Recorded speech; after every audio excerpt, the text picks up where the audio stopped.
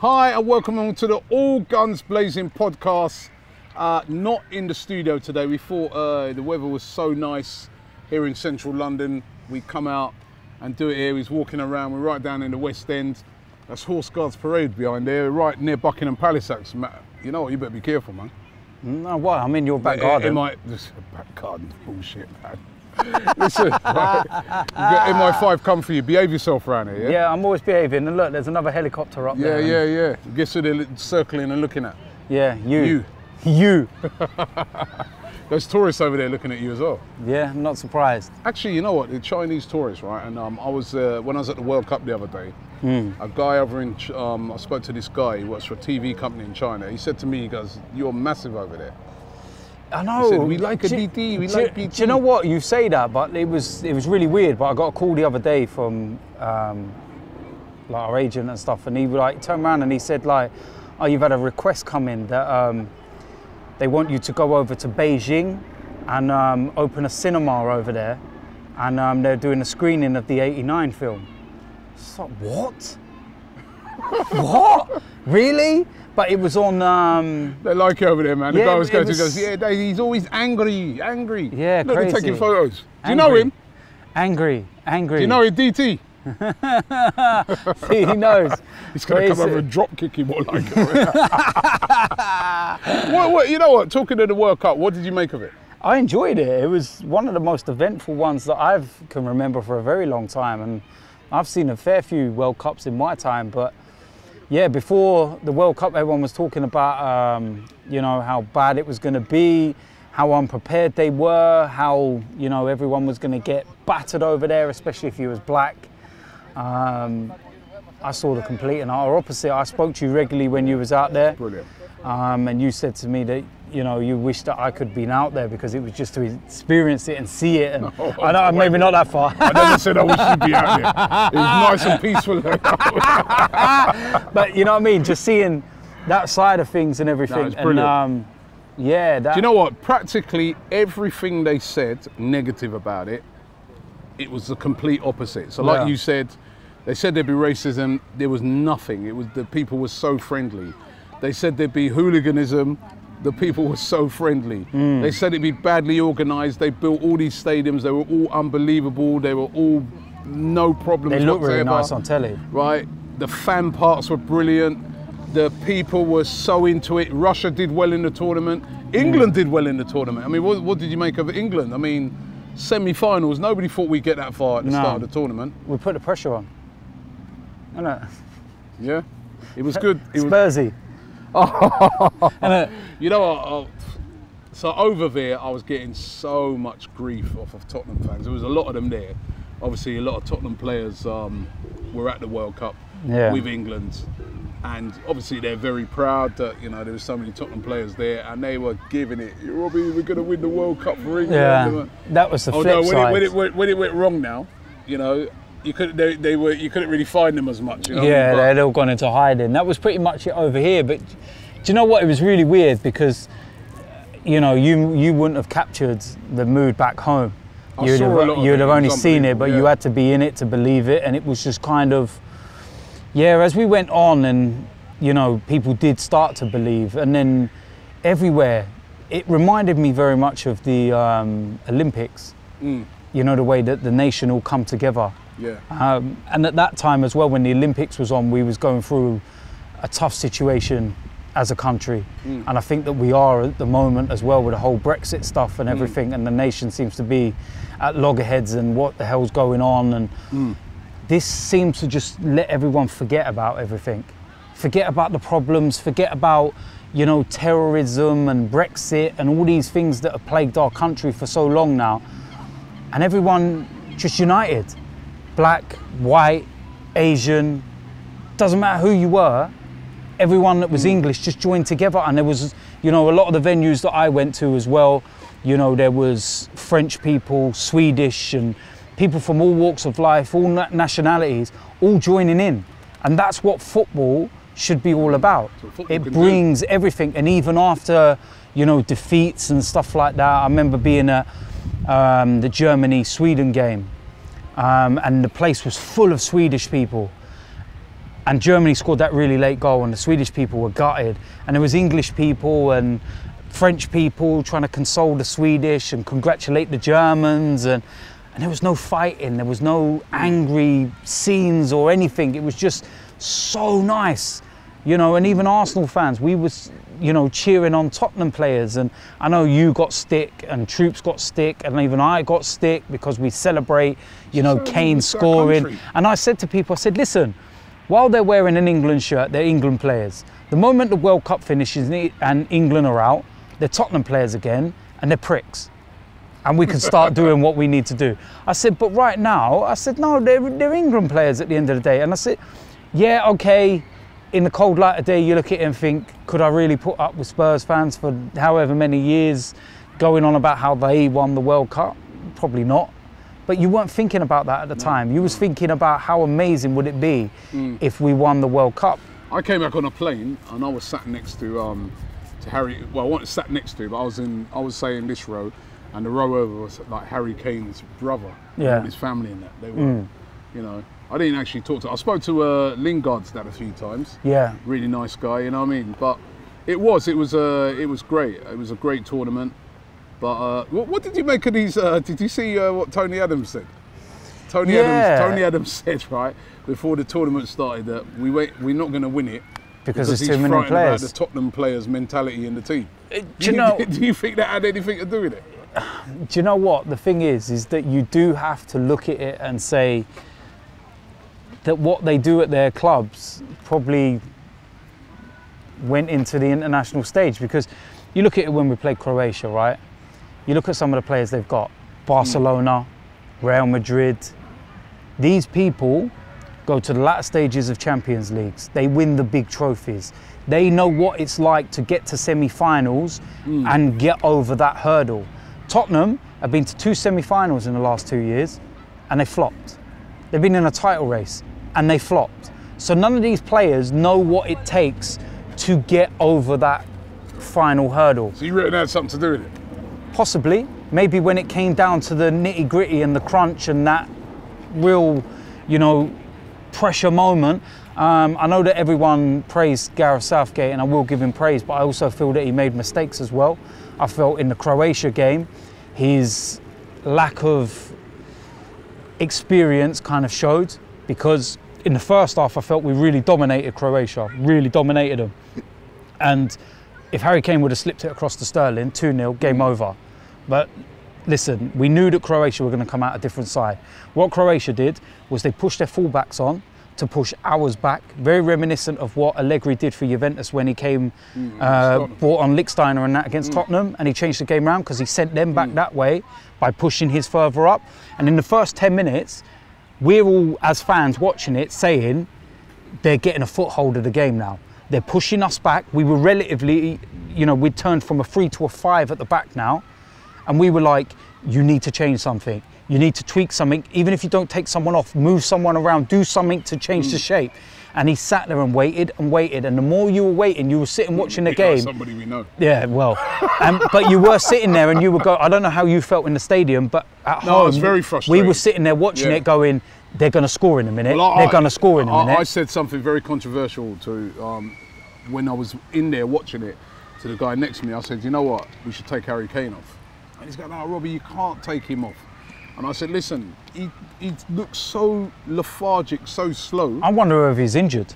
Well, he couldn't have been injured. He even played in the third and fourth playoff. I don't know, but someone was mentioning that. Dele Alli was injured, I think. Like a lack of energy, and I was like, take him off and bring on somebody. Bring Welbeck on.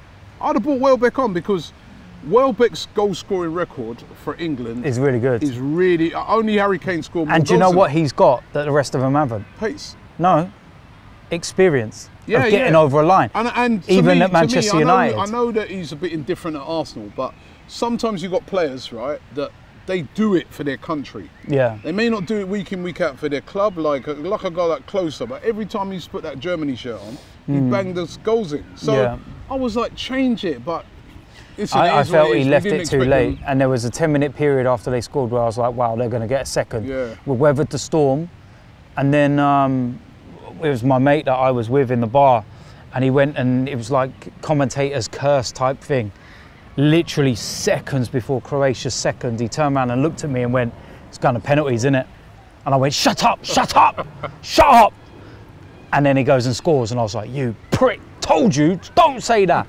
And then he was like, "Oh no," and then it was just too little too late. And when you look at it in the cold light of day, we played 7 games, we won 4, we lost 3. The 3 were against the 3 best sides we played. 3 of them were against the victories we should have won, and 1 of them was on penalties. You know, but what they did do was bring a nation together, and you can't deny that. But if you do want us to move on, let's have a look at France, for example, that won it. They've got a younger average age squad than us. People talk about how young our squad was. France's is younger. You know, their main man that led the line was 19.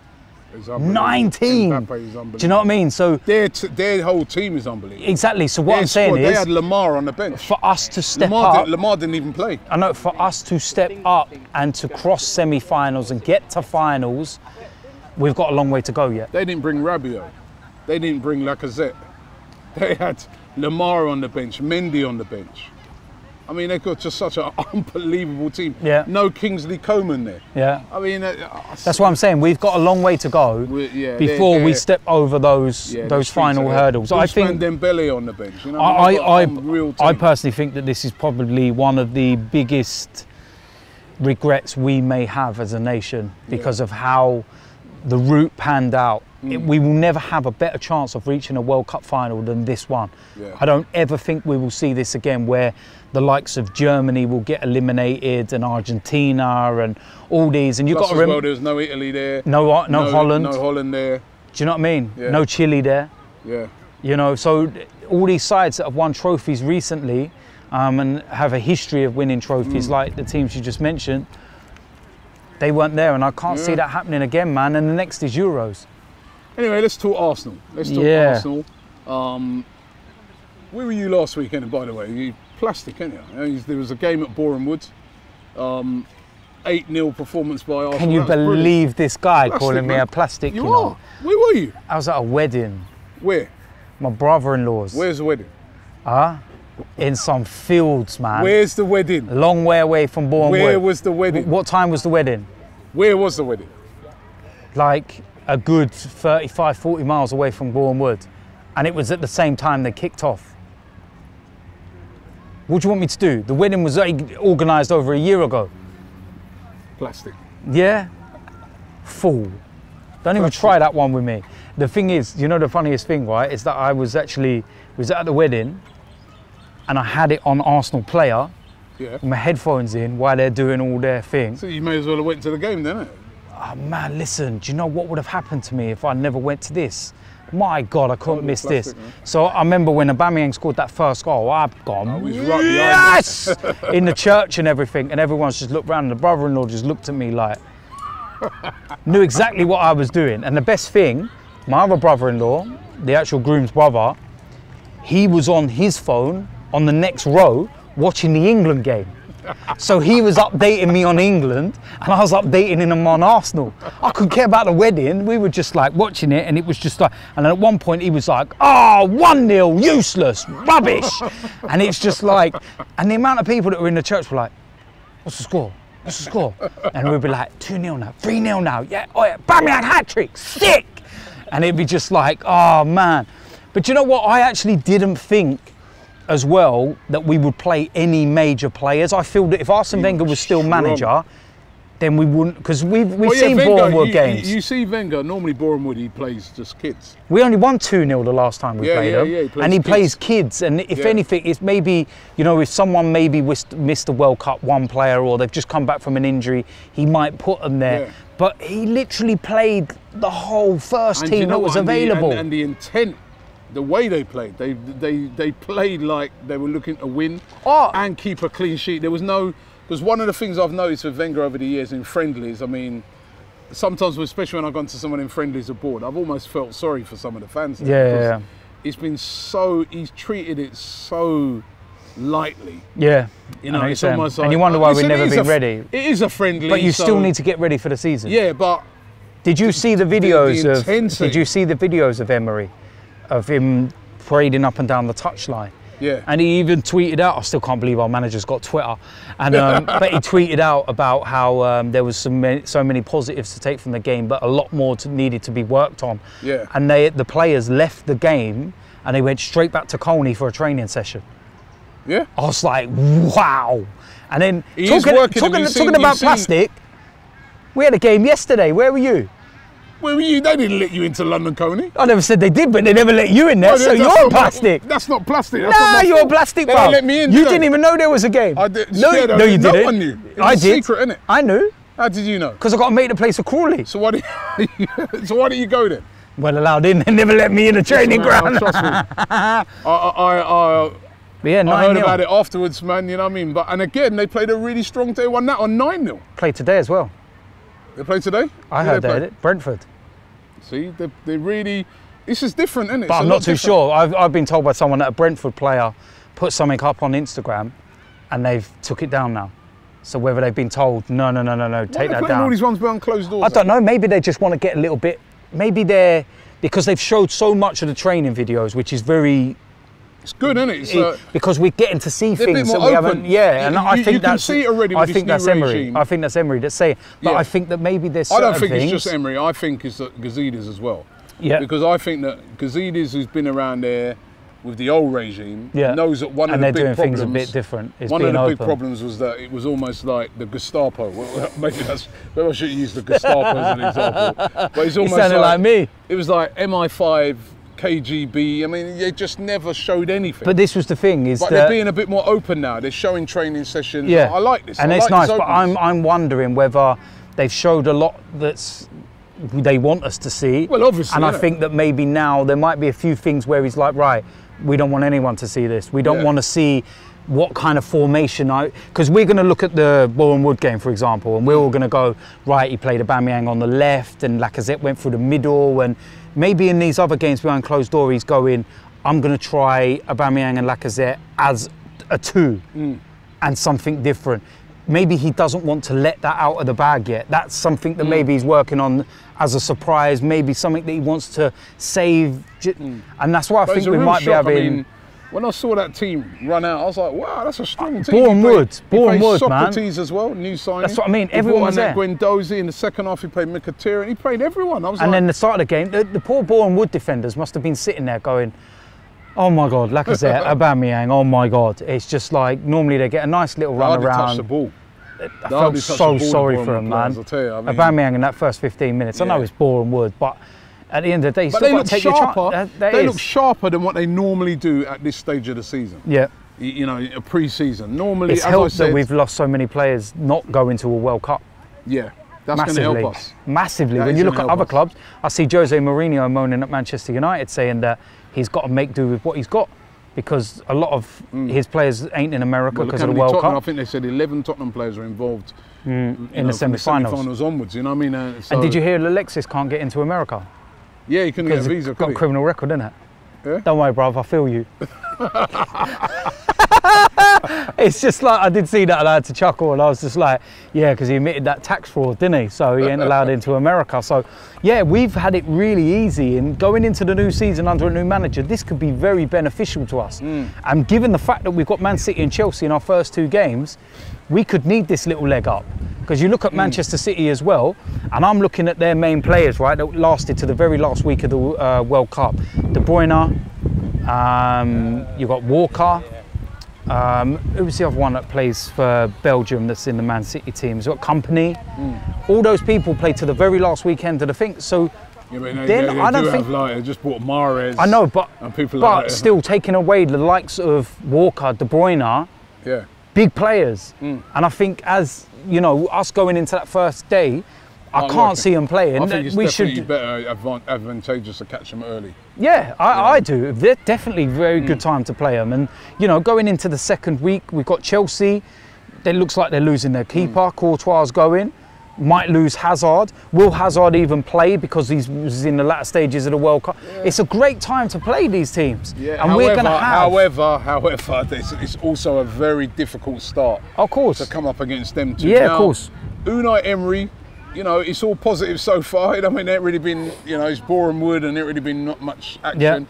Have you been pleased with what you've seen in the transfer market so far? I have so far, but I want more. I still want more. I'm happy. Talking like it could possibly be it. I don't think it will be it. I think Arsenal hold their cards very close to their chest, and I think that we're very much. I think that I said it to you a long time ago. I think there's a big name in there. I think we're going to get a big one. Who? I don't know, but everything points to Dembele. If Willian goes to Barcelona, yeah, that's the only way I reckon that could happen. It's how the dominoes fall in that respect, but. You know, I just think that Arsenal have got a big name there. You know, whether it'll come true or not, who knows? You know, people can sit and watch this and laugh and say, Dembele. If I'd have said to you a year ago, Aubameyang's going to sign for us in January, you would have laughed. Well, everybody did laugh. When I said it, everybody said I was, you know, what are you chatting about, Robbie? Stop doing transfer daily, you're chatting foolishness.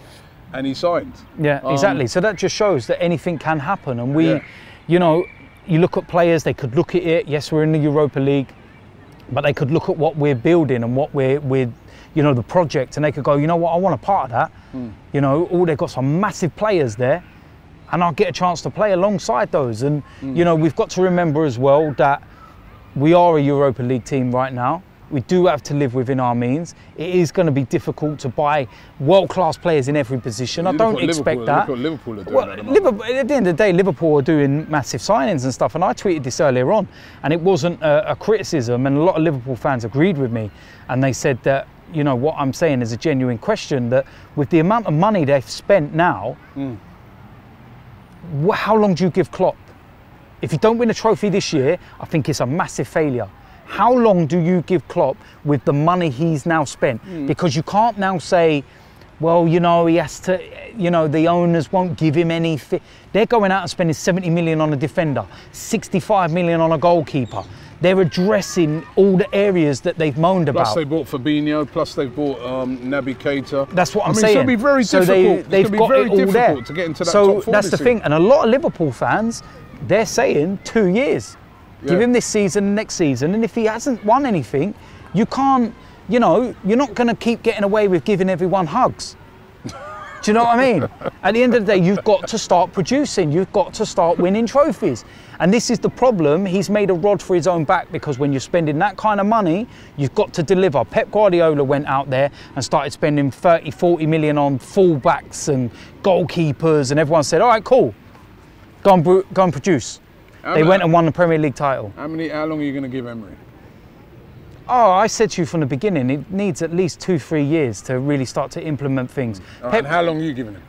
Just behave yourself. I gave Arsene Wenger 14 years, man. I don't know where this myth comes from of how long you'll give him. I gave Arsene Wenger you're going to give him over 14 years. So let's say next season we're like 7th, 8th in the table. You give him another year, you still...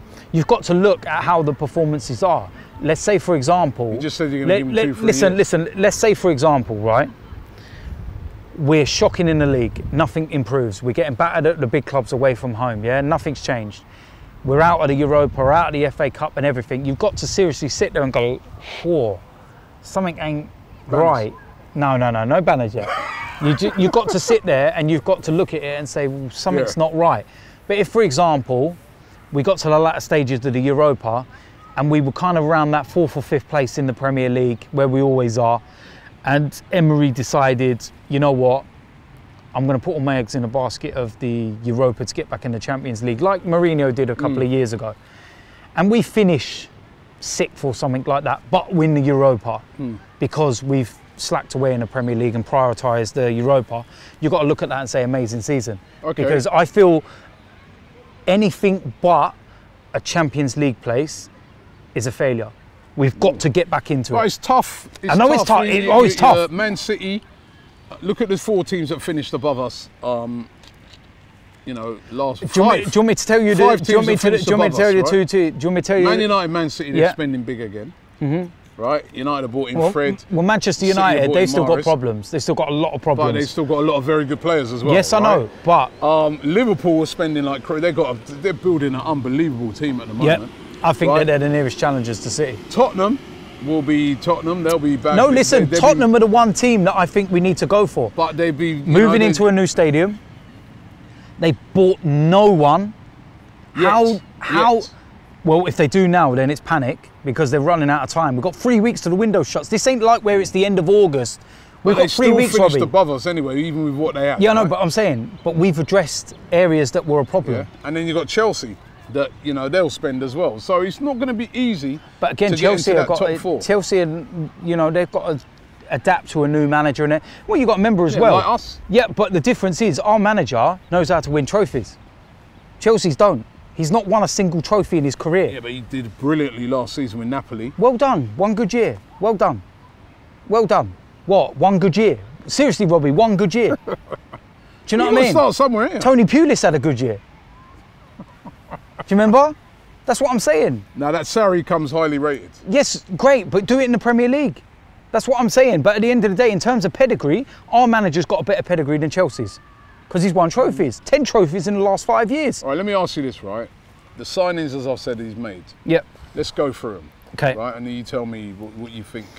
Because it's been a very limited budget as well. That £50 million talk, that I think, if I remember rightly, I'm sure you're having a go at me for that, for mentioning that, but it's starting to look like we spent over it. It's starting to look that roughly, yeah, but we're probably going to sell players, so it's starting to look like that is the rough budget. No, I actually think that there's a big one waiting. All right, so the signings, Bernd Leno, happy? Yeah, I am happy with him. He's only 26, second most clean sheets in the Bundesliga behind Neuer. Yes, he's made mistakes. Which goalkeeper hasn't? They've all done it. But he's at an age where he's going to improve, he's going to get better, and he comes with a good reputation behind him. And at the end of the day, if he fulfills that, then we've got a serious goalkeeper on our hands. Okay. Socrates. That one I'm still... Centre back. The jury's still out on whether he can do it. He looks a bit slow. And that's the only one I'm a little worried about. All right, Lichtsteiner. Happy with him. Free. Happy, really happy. Watching him in the World Cup as well. That guy don't play like a 34-year-old. And I think that what he's going to do is raise Bellerin's game. Okay. Bellerin's biggest problem is that he never had anyone to challenge him. He had Callum Chambers, who ain't a right back, or Maitland-Niles, who ain't a right back. Now Bellerin knows, if I don't buck up my ideas, I'm going to be on the bench. Because Lichtsteiner showed that he can do the job. So I think that's a very, very decent signing. Torreira in the midfields. Mate. Uruguay. What? Love him. I'm so happy with him. Did you know about him before? Yeah, of course I did, man. Before the World Cup? Some of us do watch other football, you know. You saw him playing for Sampdoria? Nah. So you love him all of a sudden. I love him. Great player. You look at him, you didn't even know who he was before the World Cup. I don't care, man. I didn't know who Gilberto Silva was when we signed him. I didn't know who Patrick Vieira was. True. But I fell in love with him very quickly because when you watch him, you then realise, whoa, you can see something. He looks like what we've been missing. Yeah, and at the end of the day, at 22 years old, he stepped up in that World Cup, right? He went in there, and I still remember the game where he slapped Ronaldo about.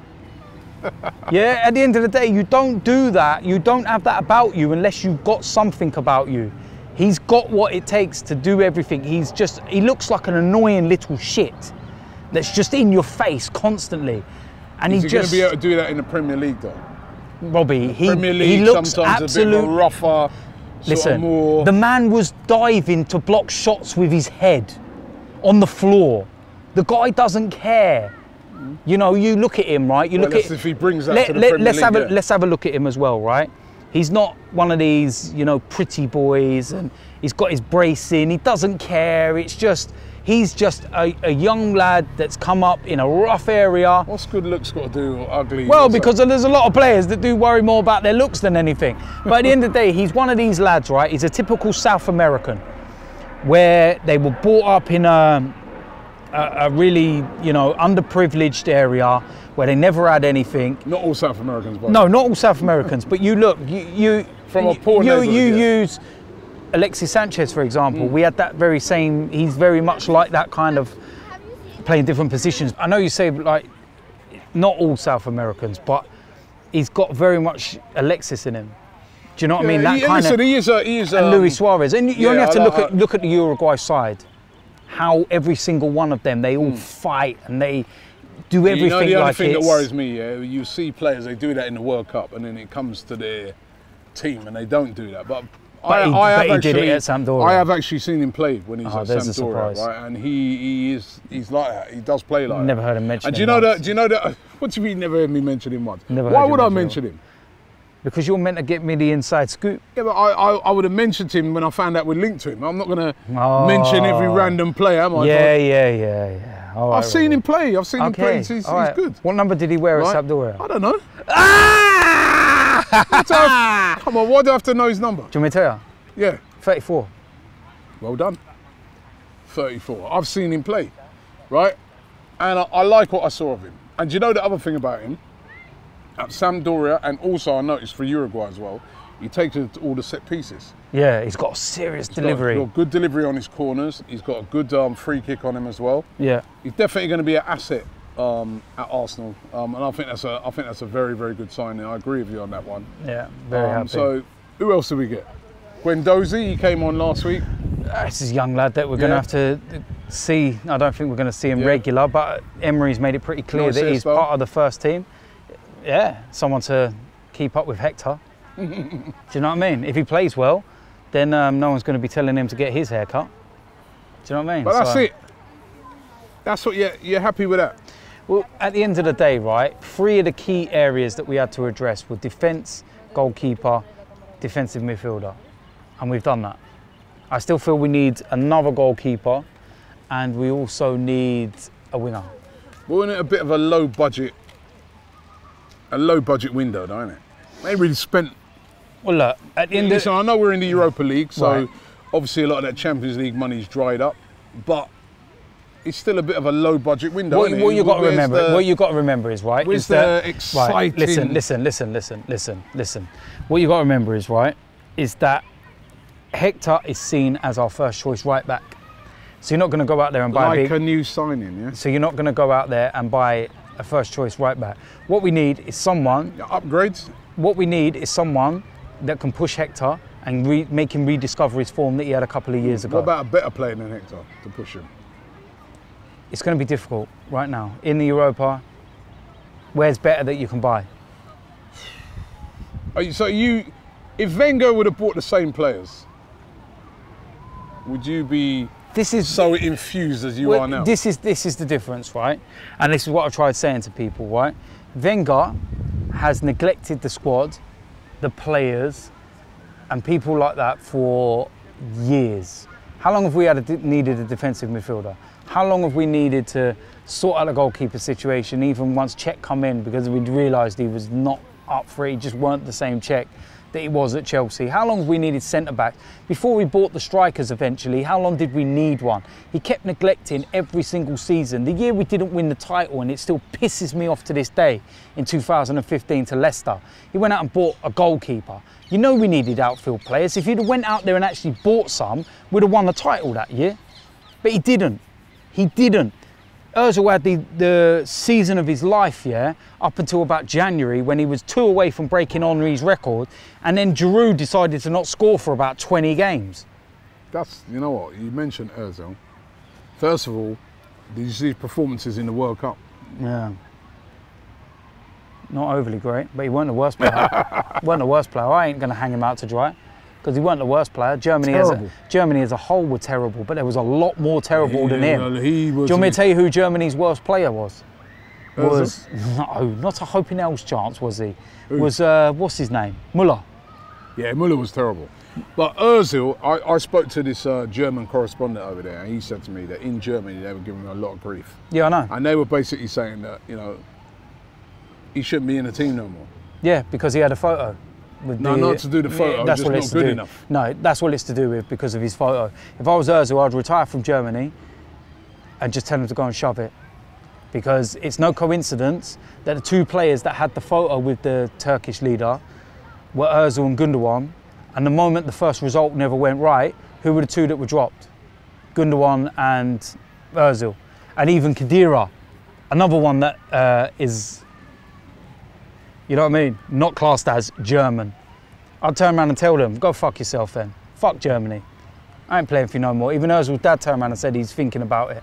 What type of Ozil are we going to get for Arsenal this year? Are we going to get the Ozil of last year, which was... I don't think he's going to get away with it. I don't think he'll get away with it. I don't think he'll get away with that. I genuinely think Emery seems like the kind of man that doesn't care who you are and what reputation you've got. He genuinely does seem like that kind of guy. Oh, you say that, but you know, speaking to, I remember we spoke to those guys from the Get French Twitter page, and they were saying that Ozil, you know, they were disagreeing with that. They were saying that, you know, I don't know, it's Ozil. I think we'll see. I think they were saying basically that Emery, when he was at PSG, he didn't cope very well with the big names like Neymar. I don't think he had. I don't think he had any choice, because you know what, PSG was not run by the manager. PSG was run by the owner. Yeah, Emery didn't go to the owner and say, "I want Neymar." The owner come to Emery and said, "I'm going to go and get you Neymar." Emery had no choice. Well, it's a similar thing here. There's players probably that he's got that he hasn't had a choice. And then at the end of the day, you've got to remember, he coached Mbappe to the French team. But are you sure he's going to be able to deal with Ozil? I think he will. Put him in his place? Yeah, I think he will. It's a big season for Ozil. Yeah, massive. Because if it doesn't work, then he'll go. Well, not just that. I mean, he's on a lot of money now. I know. And people are aware of the amount of money he's on. And they're just not going to tolerate. And that's why I think he will have this year. I could see fans turning on him if he doesn't put it in. And I know you're like his biggest fan, but I can see fans, if he doesn't really put it in this year, their patience is going to start running out with him. Yeah, well, that's why I said to you that I feel this will be the make or break year for him. If he doesn't do it, then I think he'll be out, because the club have got enough leeway there now to demand some money and get a bit back and cut his wage. You know, it's not like where he's got a year left on his contract or anything else. He's still at a good age. So I feel this is the make or break year. All right, what about, so that's the players that come in, and you still think we need one or two big names. One real big name. One real big name and one other player, you said. So what about players that you think maybe they need to sling their hook? I mean... Cole Jenkinson, I still can't believe that guy's an Arsenal player. Honest to God, I couldn't believe it when I see him in our shirt. I was like, where's he pop up from? I remember he went to Birmingham last year, got injured. I don't care. It's not good enough. Bye-bye. See you later. Out the door. Sick and tired of it. He had a see you good later. season when he was not paying right wages. Back. Not paying wages for people we don't need. Bye-bye. See you later, Cole. Thanks for the memories. All right. Yeah, you had wallpaper of Arsenal in your bedroom. So did I. I don't get paid your wages. Piss off. Go on. Yeah. I thought the summer might have changed you nah, a bit, man. It's sunshine. Nah, you know get out. I mean? Get out of the club, man. Jesus we need to use that wage. No, we need to use that wage. We need to use that wage towards another player. Go on. Jesus, you're harsh, man. Out the door. See ya. All right. Iwobi. Give him a year. See if he proves himself. Give him a year under the new manager. Yeah, because I know Emery might be able to bring the best out of him. Yeah, might be. And I feel that if he pisses around and he starts going out partying 24 hours before a game, then he'll know about it. So there's a lot of the players that I do feel. Welbeck. Bye-bye. See you later. Off you go. Go on. He's got 1 year left on his contract. If you're going to be held to ransom by Danny Welbeck, behave yourself. Yeah, well, he's not trying to hold us to ransom yet, is he? No, I'm saying I'm not going to let him. Right. He's got a year left on his contract. He's on 100 grand a week. But don't you think he's a player that's a good player to have as a squad player? I'd rather Lucas Perez. Yeah, but Perez is not going to score as many goals as he does. Why not? Welbeck. Welbeck scores fuck all. The guy scored less career goals than Sergio Ramos. He scored very. Oh, come on, you can't compare that. Yeah, I can. One's a defender and one's a striker. Yeah, but that's a lot of that's because he's been injured. No, Welbeck is pony. All right, pony. He's not good enough. Get rid of him. So what's so great about Lucas Perez? He's a good player, but I see enough. Not exceptional. I see enough from him in his time here, when he was here, and then I felt he was harshly treated. I think if it comes down to playing a player on the wing, I'd rather have Welbeck. No, because Welbeck's quicker. I think that Welbeck works harder. I think Perez is more clinical. Score more goals. I think Perez is more clinical. I think Welbeck would score more goals than him. Right, put this one to a vote. We have to do this. We always do it, don't we? A vote. Who would score more goals, Welbeck or Perez? I think Welbeck. Perez. All right. So you keep Lucas Perez. Welbeck goes. Joel Campbell go. Joel Campbell. Yeah, go. Espina goes. Yeah. Yep. Oh, Spina. Oh, Spina. Do you know what I mean? See ya. Oh, you ain't changed, man. No. So what about Czech? You keep Czech then? No, get rid of him and all. Well, you know, backup goalkeeper. I'll put Martinez. Is he ready yet? I think he is a good keeper. Give him a chance. Get rid of Czech as well? Yeah. All right, who else did you clear out? Who else is there? I think there's a debate over Monreal because he's only got a year left on his contract. So what do? Do you let that run into the final year, or do you try and cash in on him now? That's down to the club. I personally think he done really well last year. He's one of our better players. Oh, yeah. Brilliant. So I'm not saying I want rid of him. I'm just saying that's one that could actually be out the door as well. Okay. I've been in two minds over this player for a while, and I've said, piss off, get out the door, bye-bye, because he does my fucking nutting. But I'm starting to maybe say, let's see him for a year under Emery. Ooh. Mustafi. Okay. As long as he stops putting back on top on his tweets, because he's still doing it now, and I'm like, go away. Do you know, stop, man. But it's just... You think Emery could get the best out of him? Well, the thing is, right, is that when we signed him from Valencia, I think we were unbeaten in our first 20 games or something that he signed for us, didn't he? And he was brilliant. He started off brilliantly. Really good. It's when he got that injury, when he came back after that. He got Wengered. What did Wenger have to do with the injury? I'm on about after the injury. The same as all our defenders, they turn into clowns. But I'm just thinking, with the amount we paid, with how much we would get for him, you know, we wouldn't really be able to use that to go and get anyone to replace him. So do we bite the bullet and say, we know something's there, let's give him one chance? All right. So give him a year. And this season, what's your thoughts? Top 4. With confidence, you're saying that? Yeah, I am. Top 4, man. Liverpool, strengthening Chelsea, Tottenham, Man United. Listen, at the end of the day, if you go into any season, right, this is the difference, right? I was going into other seasons just kind of saying that much, like, you know, showing face. I knew we were going to struggle because we had Arsene Wenger as manager and nothing was changing. But you ain't even seen this new guy. No, I know, but you've got to go in it with proper optimism and hope. Okay. You can't go into it going, well, I don't know. Let's just go in there thinking, right, we're going to do it. We're going to win the league. Yeah, let's do it. Let's do it. Let's feel some confidence. And if it doesn't work out, then we'll get a banner out.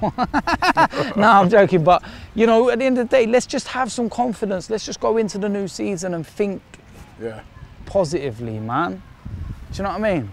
Come on, man. This is me. I'm saying it. I'm saying let's be positive, man. Let's be positive. Do you know what I mean? I'm looking forward to it. We're going to Singapore next week. I'm looking forward to that. I'm looking forward to the 13-hour flight with you more than anything. Can't wait. I'm not. I'm going to give you a little cuddle. You're going to be my pillow. Man's going to be my pillow and everything. Isn't it, Brad? You know he's going to be there. I'm going to make sure that we get them seats here, because I've had a look here and they got like the seats without the dividers in the middle. So me and Robbie are going to have a little cuddle on the couch. It's going to be like, you're going to be cuddling with Robbie, so yeah, I'm looking forward to the tour. Optimistic. Yeah, I'm looking forward to it. Where are we going to finish? I'm top 4. Top 4, I'll be so happy with the top 4. What's the bare minimum for you this season? Champions League football, whether it's top 4 or Europa League, either one. If we can win the Europa, if you give me an option of finishing in the top 4 or winning the Europa, I'll take the trophy. Because the objective is the same, which is the Champions League. But I want that feeling of a trophy. Okay, who else will be in the top 4? Manchester City, Liverpool. I think Man City will win the league. Honestly, I think that it's going to take something to stop them because they're a serious side and they've strengthened and they're good. Liverpool. And United. Manchester United and Arsenal. I think Tottenham could be the one that jumps out. It's going to be tough. New stadium, no players. It ain't as easy as you think. We've been through it. Who's going to win the league? I just said that, Man City. Who's going to win the Golden Boot? Aubameyang. Ooh. I think that's a good shot, actually. Aubameyang's lethal. Lethal. He makes me get out my magic sock.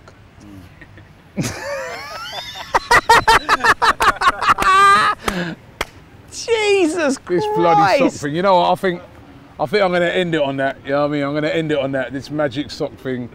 Yeah. Right. I'm looking forward to the season. Next week we're going to be over in Singapore, so we'll be doing the podcast from Singapore, yeah? Yeah, man. Do the podcast from Singapore. We've got shirt release as well out there. Yeah, they're Well, going we're to out be there, launching the the third new kit. laundry. You like that third kit? Yeah, it's all right. Reminds me of an ice cream. It's all right. And then we come back from there and we're going to Dublin. Dublin and then Sweden. And then Sweden. Have you noticed the team's changed for Sweden? We were playing Sevilla. It changed today. I didn't even know. Yeah, we've got Lazio now. Okay, okay. Yeah, so the team's changed. So, Yeah, so those 3 games. Interesting and 2 then weeks. the season starts. Yeah. City, Chelsea. bring it on, man. Bring it on. You know what? One of the ways in which Unai Emery, I think, could really, really win the fans over really quickly Yeah. would be to, not so much the City game, but go away to Chelsea and get a result. A play when we don't go away That from would home be- usually. Yeah, because you know, normally away from home to the big boys, we always Yeah. get beat. I We'll know wait and last see, year we we'll wait drew and like, see. but if he can pull something like that off, Yeah. he will get himself off to a great start with the Yeah. fans. We'll wait and see, man. Let's go. Right, so listen, don't forget you can download the podcast. The links are in the description. Tao's not actually here, he's on holiday. Don't You drink actually too much. let him have a holiday. Don't drink too much, mate. Yeah, right. And yeah, I mean, we bother saying that, should I? No. Right, and we'll be back next week with another All Guns Blazing podcast.